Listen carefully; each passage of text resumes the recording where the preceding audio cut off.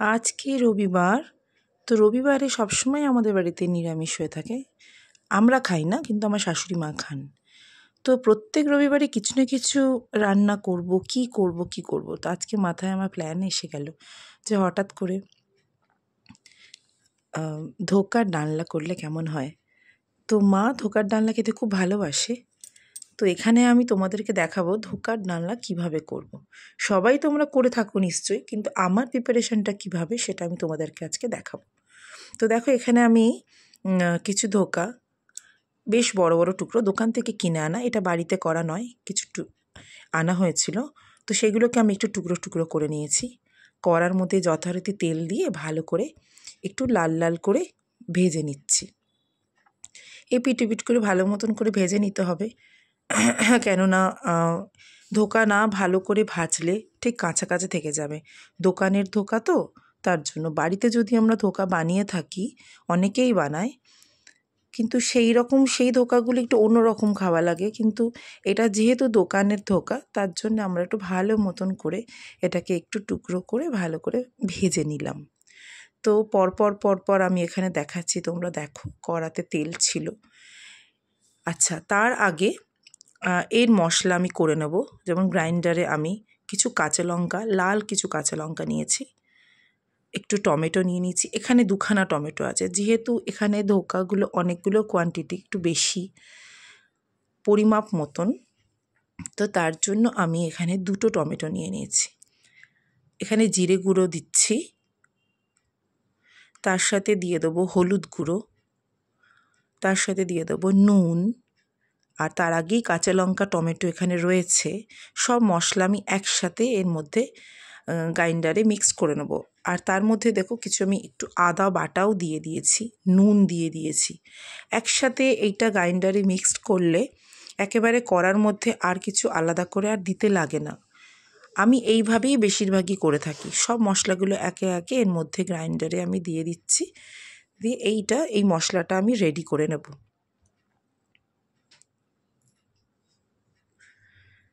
তো এখানে যা যা যথারীতি যা যা মশলা দেওয়ার আছে সবই আমি একটু করে দিয়ে দিয়েছি, তার সাথে একটু জলও দিয়ে দিয়েছি। জল না দিলে ঠিক মতন জিনিসটা ভালো মতন করে মিহি হবে না। তো আন্দাজ মতন করে কিছুটা জল এর মধ্যে নিয়ে নিয়েছি। কড়ার মধ্যে ফোড়নের মধ্যে আমি দিচ্ছি একটু তেজপাতা, কিছু কাঁচা লঙ্কা চিড়ে দিয়েছি, একটু সাদা জিরে দিয়েছি। আমি এই ধোকার ডালনায় আমি প্রেফার করি একটু সাদা জিরে, হিং, অনেকে আবার কালো জিরেও দেয়, কিন্তু আমি সাদা জিরেটাই এখানে দিয়েছি। তার সঙ্গে হিং আমার মাস্ট, কারণ নিরামিষ রান্না করলে হিং আমি দেবই। আচ্ছা, কিছু টুকরো করা আলু আমার কাটা ছিল, সেই আলু আমি এখানে দিয়েছি। কারণ ধোকার ডালনা আমি শুধু বানাই না, করলে একটু আলু দিয়ে করি। শুধু করলে সেটা শুধু মাখা মাখা হয়, সেই প্রিপারেশানটা আলাদা, কিন্তু এই প্রিপারেশানটা সম্পূর্ণ আলাদা। তাই এখানে আমি আলু দিয়ে দিয়েছি। আলুগুলোর মধ্যে একটু নুন, একটু হলুদ যথাযথভাবে এর মধ্যে দিতেই হবে, কেননা আলুটা তাহলে মচমচে করে ভাজাও হবে না।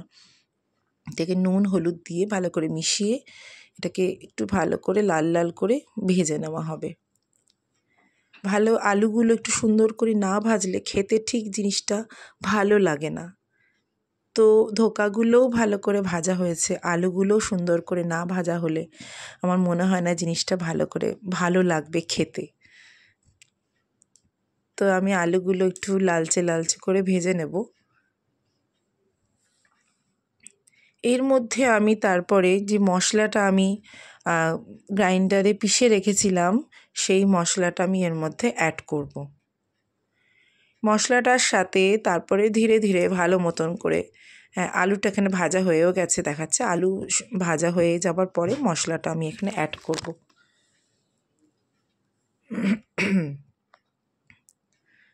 মশলাটা আমি এর মধ্যে দিয়ে দিচ্ছি। একটা কথা বলি, এর মধ্যে কিন্তু আমি সব মশলা দিয়েছি। একটা জিনিস খেয়াল করেছো কিনা কেউ জানো না, বা খেয়াল করোনি, আমি এর মধ্যে কিন্তু কোনো গুঁড়ো লঙ্কা দিইনি। আমি এর মধ্যে কিন্তু কাঁচা লঙ্কা দিয়েই রান্না করাটা আমি বেশি পছন্দ করি। খুব একটা শুকনো লঙ্কা বা খুব গুঁড়ো লঙ্কা আমি খুব একটা দিই না, খুব প্রয়োজন না হলে। একমাত্র তো এখন প্রচণ্ড গরম, তার মধ্যে ধোকার ডালনা, তার মধ্যে যদি আমি গুঁড়ো লঙ্কা ইউজ করি তার মানে শরীরের জন্য ক্ষতিকারক। তাই আমি এখানে কিছু কাঁচা লঙ্কা, অনেকটা বেশ কাঁচা লঙ্কা দিয়ে দিয়েছিলাম, লাল লাল কাঁচা লঙ্কা দিয়েছিলাম, তার সাথে আমি সব রকম মশলার মধ্যে অ্যাড করেছিলাম। এবার বলবেন যে রান্নার কালারটা তাহলে তো আসবে না, তার জন্য আমি এখানে প্রয়োগ করব যে একটু কাশ্মীরি লঙ্কা। কাঁচা লঙ্কা দিয়ে রান্না করার পর একটু কাশ্মীরি লঙ্কা না দিলে ঠিক জমবে না, কেননা একদমই কালারটা ফেড ফেড লাগবে। তো তার জন্যই আমি এই কাশ্মীরি লঙ্কাটা ইউজ করে থাকি সব রান্নাতে। তো এখানে কাশ্মীরি লঙ্কাটা দিয়ে ভালো করে নুন মশলা আমার আগের থেকেই সব কিছু আগের থেকে দেওয়া ছিল বলে এর মধ্যে আমি আলাদা করে কিছু আর দেখাচ্ছি না, কেন গ্রাইন্ডারে আমার সব মশলাই এখানে দেওয়া ছিল। কাশ্মীরি লঙ্কাটা দিয়ে মশলাটা ভালো মতন করে কষিয়ে নিতে হবে, যাতে মশলাটা কাঁচা গন্ধ না থাকে, কেননা যেহেতু আমি দুটো টমেটো দিয়েছিলাম, টমেটোটা একটু না কষালে ঠিক ভালো লাগবে না। আচ্ছা, এবার আমি প্রয়োগ করছি মিষ্টি। একটু মিষ্টি না দিলে তো নিরামিষ রান্না একটু তার আসে না। আমাদের বাঙাল ভাষায় যে কথা বলে, নুন ঝাল টক মিষ্টি যদি ঠিক ঠিক মতন না পড়ে, মিষ্টি বলতে কিন্তু আমি বেশি মিষ্টি এখানে দিইনি, এখানে পরিমাণ মতন আমি ছোট চামচে 2 চামচ দিয়েছি। 2 চামচ দেওয়ার পরে মশলাগুলো ভালো মতন করে কষানোর পরে কিন্তু এই রকম একটা জিনিসটাই আসবে। এই যে কষাতে কষাতে জিনিসটা, মশলাটা টমেটোটাও অনেকক্ষণ কষানো হয়েছে, সব মশলাও সুন্দর মতন করে কষানো হয়ে গেছে। এবার আমি কিছুটা গরম জল এখানে প্রয়োগ করেছি। গরম জল আমি সব রান্নাতেই, আগেও আমি যখন পোস্ট করতাম, রান্না দিতাম, আপলোড করতাম, আমি বলতাম যে আমি গরম জলই রান্নায় সবসময় দিই, কেন ঠান্ডা জল দিলে রান্না একটা কেটে যায়, ঠিক ভালো লাগে না। তো আমি আগের থেকে একটা জায়গায় গরম জল করে রেখে দিয়েছিলাম, সেই গরম জলটা দিয়ে আলুটা ঢেকে রেখেছিলাম। আলুটা সেদ্ধ হওয়ার পরে আমি যে ধোকাগুলো আছে সেই ধোকাগুলো ঝোলের মধ্যে দিয়ে দেব। আলুগুলো তার আগে দেখে নিতে হবে যে ঠিকঠাক মতন সেদ্ধ হয়েছে কিনা, দিয়ে তারপরে ওখানে আমরা ঝোলের মধ্যে, আর ঝোলটা বুঝে দিতে হবে, কেননা কতজন মানুষ কীরকম কী ঝোল খায়, অনেকে অল্প ঝোল খায়, অনেকে বেশি ঝোল খায়, অনেকে মাখাও খায়। তো সেই বুঝে জলটা দিতে হবে। আমি সেই বুঝে জলটা দিয়েছি যাতে এই ধোকাগুলো সব ডুবে যায়, সেদ্ধ হয়। কারণ আগেই বলেছি আমি, ধোকাগুলো কিন্তু বাইরে থেকে কেনা, বাড়িতে বানানো নয়, যার জন্য এখানে জলটা কিন্তু ঝোলটা অ্যাবসর্ব করবে, টানবে ধোকার মধ্যে।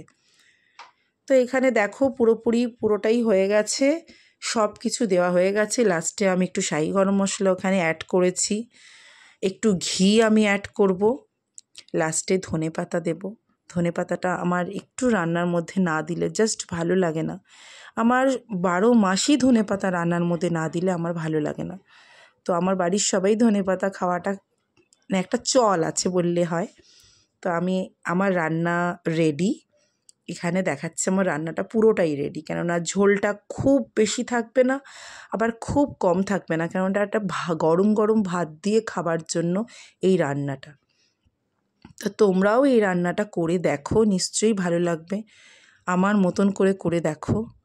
বেশি মশলা আমি এখানে দিইনি, একটু জাস্ট আদা জিরে গুঁড়ো, আর যেমন নুন হলুদ লঙ্কার গুঁড়ো আমি দিইনি, কাঁচা লঙ্কা বেটে করেছি, ঘি গরম মশলা ধনেপাতা, এই ব্যাস।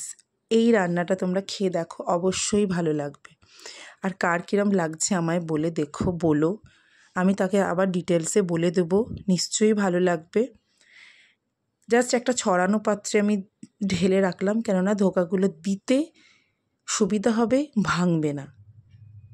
ওকে, চলো সবাই খেয়ে বলো কেমন হয়েছে আমার মতন করে। আমিও জাস্ট আজকে সবাইকে করে খাওয়ালাম, সবাই তো বললো সব ভালোই হয়েছে। ওকে, টাটা, বাই বাই।